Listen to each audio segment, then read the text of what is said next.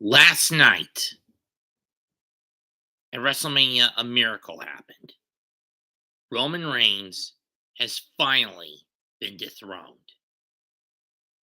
It took run ins from Jey Uso, John Cena, Seth Rollins, and even The Undertaker to put down Jimmy Uso, Solo Sikoa, and The Rock,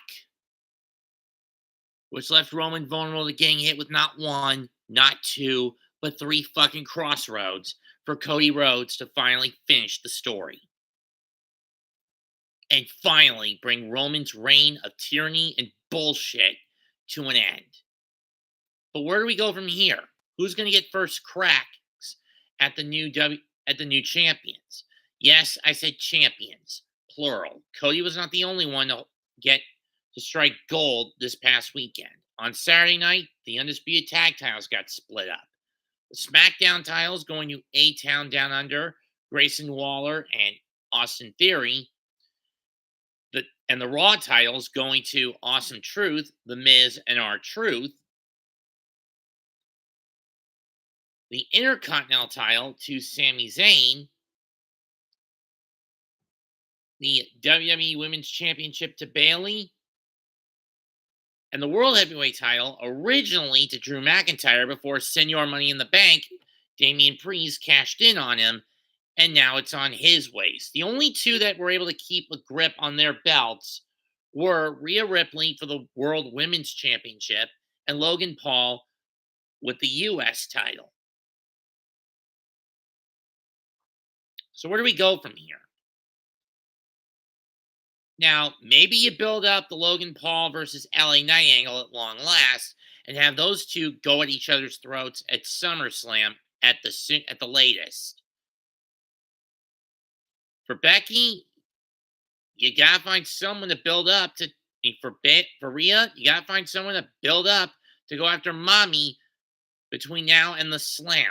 Because once WrestleMania's road is over, we start the road to the Slam, which will take place at First Energy Stadium, Cleveland, Ohio, on Saturday, August 3rd. We're going to the this year, the biggest party of the summer is going to the Dogs. Is going to go to the Dogs. Oof.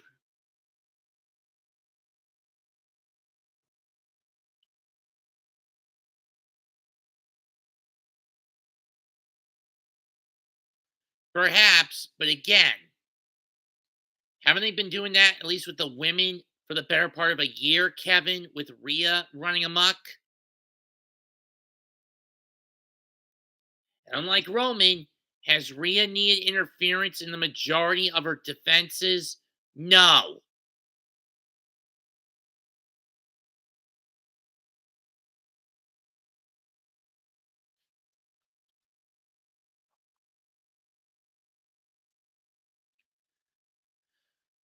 But where does she go from here? I mean, there's not really many women left on Raw she can knock off. I mean, Liv would be next in line on paper, but it would be a squash. Whether that happens at Backlash in France, at Night of Champions in Riyadh, or in July at Money in the Bank in Toronto.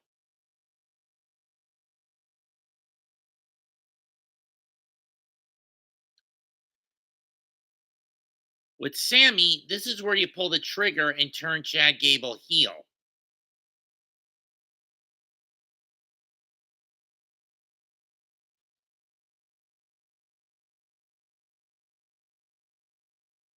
Because what the fuck does Gable want?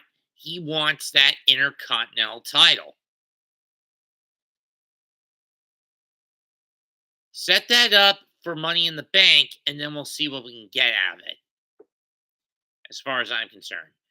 And Triple H, Paul, if you're hearing me, get on it.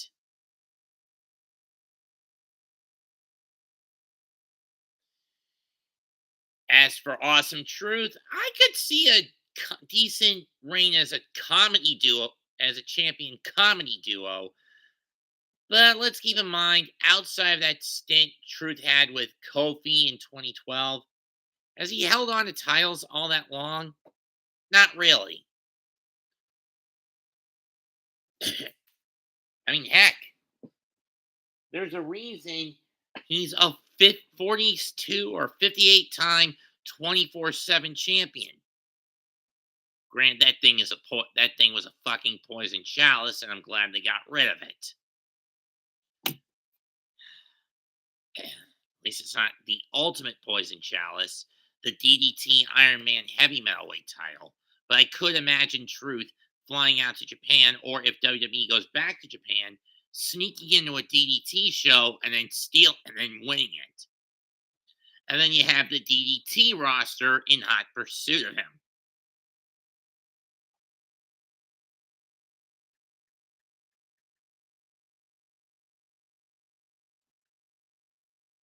Now, as SmackDown come draft time, but what about the Bloodline?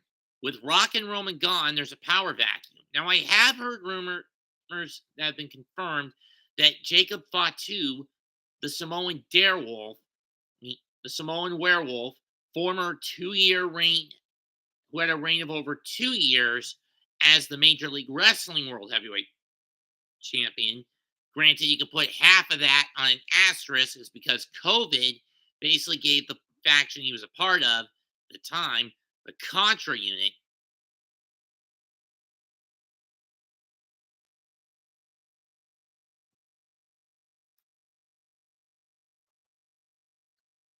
It, quote unquote, was able to hold MLW hostage for about 3/4 of the year before they took control back, and was doing the shit that WWE Impact were doing, empty arena venues down Fort Lauderdale,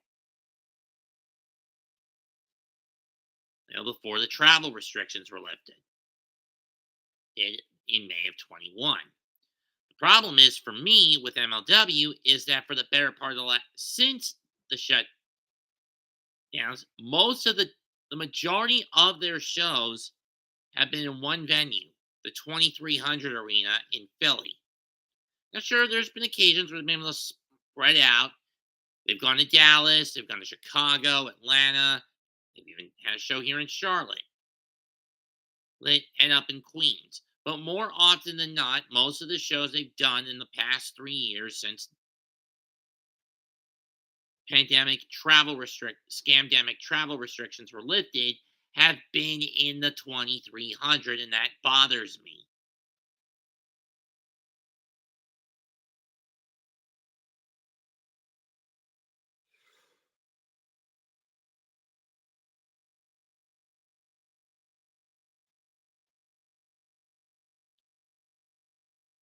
As for Drew, we know he wants Punk, but is Punk fully recovered yet? I don't know. Do I hope to see these two try to kill each other in Money in the Bank? If they qualify for it, yes.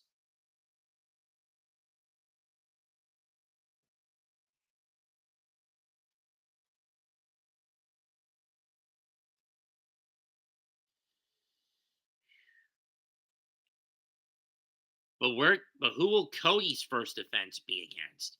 Seth? Kevin? Jimmy Uso? Solo?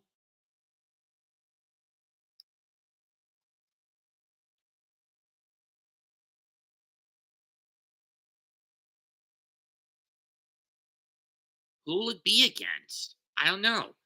But if Cody's gonna be the fighting champion he claims he'll be, first title defense we'll have on the docket, April 27th, Lyon, France.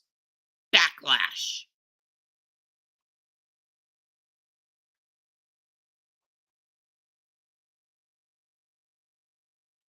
Find someone to fight, Cody. And as for Damian Priest, who knows where he's going to wind up. But there's one thing, how he's going to play his reigns. But one thing is certain. If Judgment Day does get drafted to SmackDown in the coming weeks, then I say better for them. Better They're better off for it because then we can resume the feud between them and the Latino World Order while throwing in Legacio de Fantasma in it. Jacob Fatu, Michael. He was an MLW mainstay from 2019 to about last year when his contract ran out. Debuting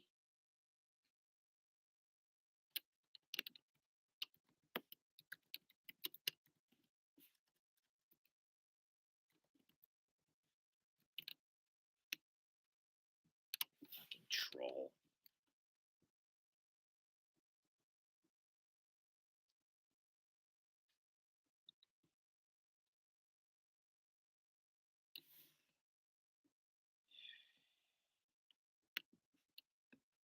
Though some are saying that the WWE should also bring in his little brother Zilla as a package deal, and you could have the Fatu brothers go after the tag titles.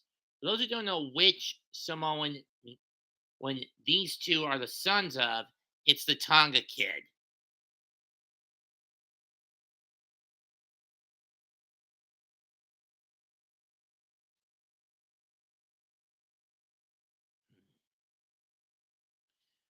But either way, how things shape out, Trips has got the pen.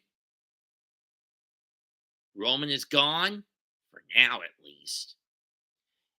And as what he'll do, we can finally build up to him and Rock at WrestleMania 41 with no title at stake.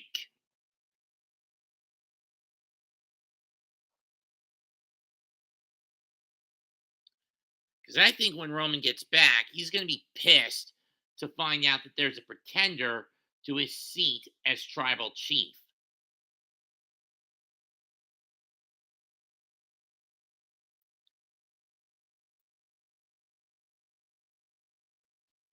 It's someone who does his job just as good as Roman, if not better, and doesn't need to cheat to get the job done. Because that was my biggest complaint with Roman's title run. Whether he got outside help from the bloodline or from other sources, and yes, I am including house shows where he had to put the title at stake. One of the biggest case in points in the latter, two of his title defenses against Rey Mysterio, where the final bit of interference came not from Solo, but from Rey's own son, Dominic.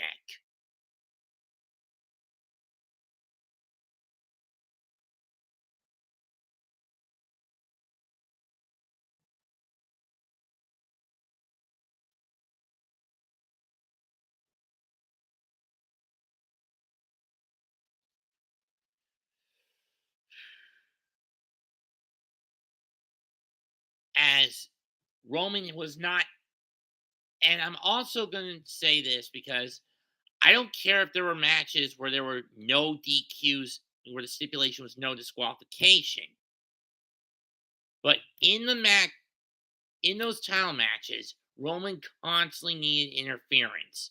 The last time he beat someone cleanly going into his defeat last night was against Goldberg at Elimination Chamber 2022. And no, I am not making that up.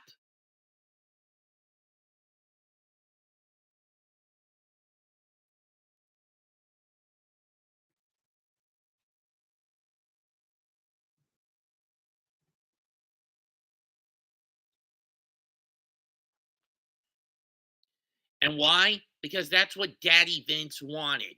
That's why he had such an aura of protection around Roman. But once the scandals got exposed, those about Vince and his cover-ups, that protection gone just like that. And then in my head, I figured they're finally gonna fucking do it. WrestleMania, they're finally gonna get that fucking belt off of Roman. They're finally gonna kill this damn reign.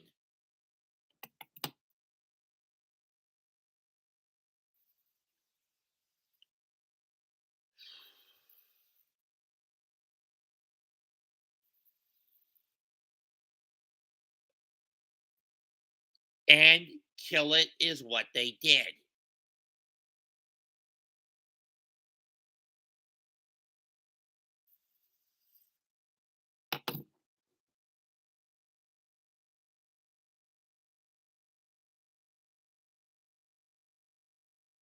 The Rock let his ego get the better of him. I mean, when you consider that in my view, he didn't shoot himself in the foot this year. He shot himself in the foot back in 2020. And yes, I am going to throw politics into this. When he endorsed our current idiot in chief, Joseph Robinette Biden Jr., for president. Now, he realizes with the state of the country as it is today, in a position where it's going to be a third world shithole, if Biden holds on to the post, or if someone who replaces him once they get him out with the 25th Amendment, and comes in who's even worse than him from his own party. Yeah, I'm referring to Michelle Obama.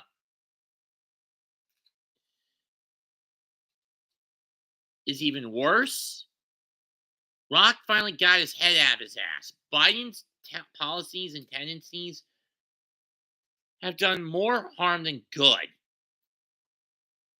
And now The Rock is pulling the scales off his eyes and saying, I will not endorse the Democrat Party ever again. Or at the very least, I'm not going to endorse Biden ever again. You know, Dwayne, you made your bed when you endorsed the D's years ago. As far as I'm concerned, sleep in it. You Brahma bullshit son of a bitch.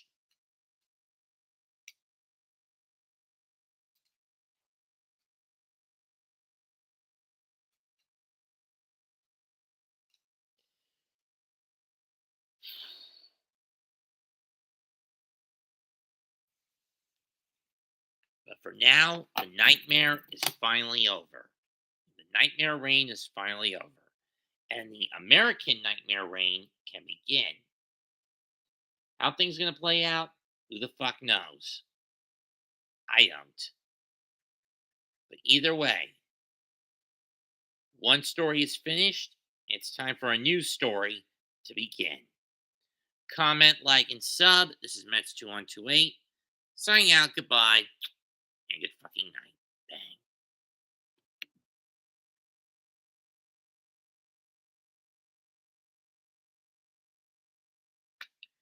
Give this damn error. Audio loading error.